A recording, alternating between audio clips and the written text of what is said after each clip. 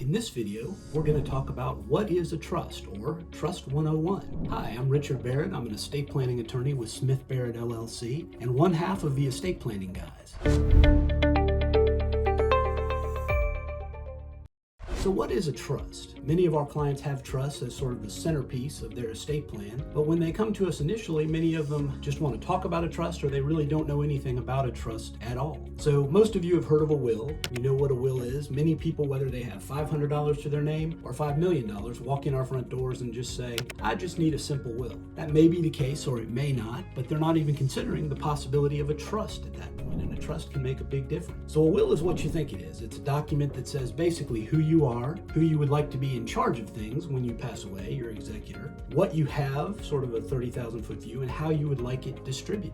Also, if you're a parent of a minor child, you can designate your guardian for that child if you and the child's other parent have both passed away, or not necessarily at the same time, but if you've passed away simultaneously or even sometime close together while the children are still minors. So that's all important stuff, but we can do all that with a trust supported by a much smaller will called a pour-over will. Let's talk about a trust, because most people, when I mention a trust to them, think, oh, that's too complicated for me. I don't need all that. And that's only for billionaires who need to do some fancy tax planning, and I don't need all that. And I'll say that it's true. Many people come to us worried about estate taxes, and right now the estate tax exclusion is up over $12 million per person. So a married couple would have to have over $24,000 before they had any kind of an estate tax problem. That doesn't mean that can't change over time, but there are other things that a trust is useful for. At the heart of it, a trust is a container.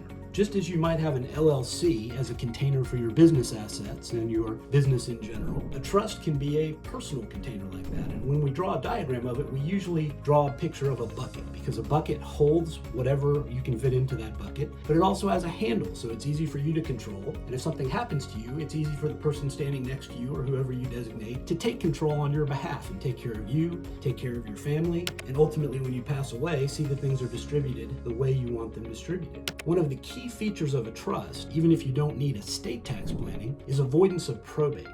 A lot of counties, probate can be difficult. Every county has its own probate court judge in the state of Georgia, and many have more than one probate court judge. You typically don't have any choice about which judge is going to preside your case. And that's not to say there aren't good judges out there, but what it does, when you have a will requires probate, and that gives the judge, depending on how the will is drafted, at least some say-so about how things are going to go for your relatives. How complicated is it going to be? Who's going to get what? How long is it going to take? We can avoid all that and make it a private process by using a will to replace a trust. And by will trust here, I'm talking about just a simple revocable living trust. It's a container that you, or if you're married, maybe you and your spouse put together. You then work together to put your assets into the trust.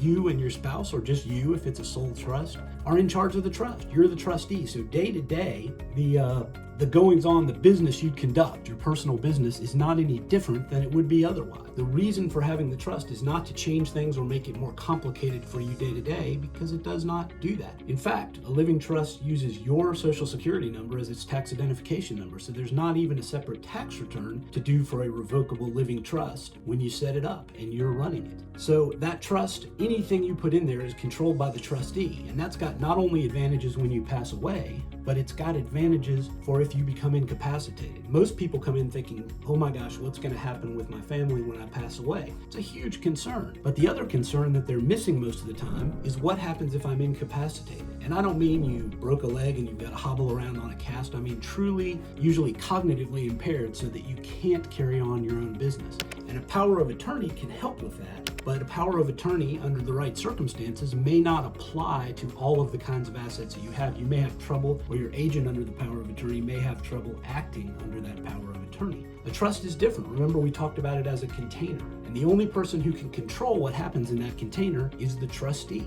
So you are what we call the grantor, you're making the trust, but with a revocable living trust, you're also the trustee, so you have full control. And just as important, if something happens to you, if you become incapacitated, you're passing that bucket off with the handle to the person you designate, not someone a court chooses, someone you designate with no government intrusion to hold your assets and use them to take care of you and your family. You make that choice. And by the way, when there is proof that you've been incapacitated, usually some sort of a document from a doctor saying that you're incapacitated, can't handle your own affairs, at least for now. That same day, if you wanted to, and if your successor trustee wanted to, once you have that proof, an attorney can generate for you a certificate of trust, a new certificate of trust that says, this trust under this name is existing just as it was when I was not incapacitated. The original trustee was me. This is my successor trustee, and I intend for him to have control now. And since a trust never gets sick, doesn't get incapacitated, doesn't pass away, the trust will always be there until it's revoked or terminated by you or someone you designate. And that means whoever's the trustee now has just as much authority over those assets that you had when you were not incapacitated. So right away, someone you trust, a spouse, one of your adult children, a brother, a sister, someone who you trust can take control of your assets and use them for your advantage and to take care of your family just the way you would without much of a hiccup. Now that doesn't make the emotional side of it or the health side of it any easier to take care of, but it does take the property and finance portion of your estate and really have it well organized with a recognized chain of command for who's in charge of a trust. And usually people get scared by the idea of a trust. Oh, it's too complicated. We sometimes get referrals from other attorneys, in fact, fairly frequently, because they don't specialize in the area of putting together trust. That's because building a trust, creating it, is very technical and can be challenging, but that's our burden to lift. That's what we do. That's why we're here to help you do that.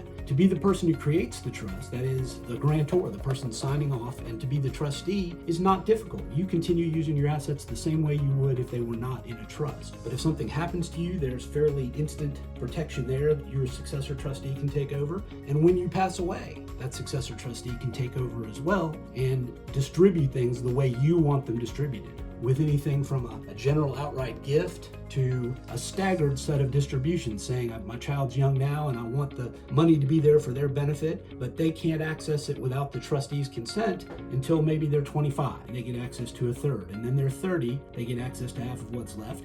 And then at age 40, they get access to the whole thing, maybe even become their own trustee when they've had some time to be out in the world, run a business, have a job, know what it means and what it takes to earn money and to manage money. So you can give them several bites at the apple, so to speak, so they don't use up all the assets at once. But you can do all this with a revocable living trust. And if you do have minor children, you'll still have a will, but the only thing you'll need that will to do is take any assets you've left outside of the trust and put them inside of the trust. That's why it's called a pour over will. You're pouring it over into the trust. And then to set guardians for your minor children if you have minor children. So those documents work together, and we look at the trust as being sort of the hub of the wheel. If your estate plan's a wheel, it's the hub of the wheel. And there are supporting documents that go with it, like the pour over will, the healthcare directive, a power of attorney, a HIPAA authorization, and a personal property memorandum. That's usually the basic stuff that supports your estate plan.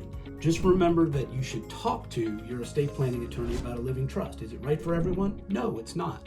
But for a good number of people, especially depending on how difficult probate is in the county where you live, it may be just the right solution that you hadn't thought of till now. It's at least worth exploring. So those are the basics, the Trust 101. Hopefully you feel a little more comfortable at least talking about the idea now. Thanks for joining me. If you want to find out how we can help your family, click that button below. If you're willing to get more information from us or would like to, please click subscribe, hit that little notification bell so you'll know when we post new content here, which we do fairly regularly.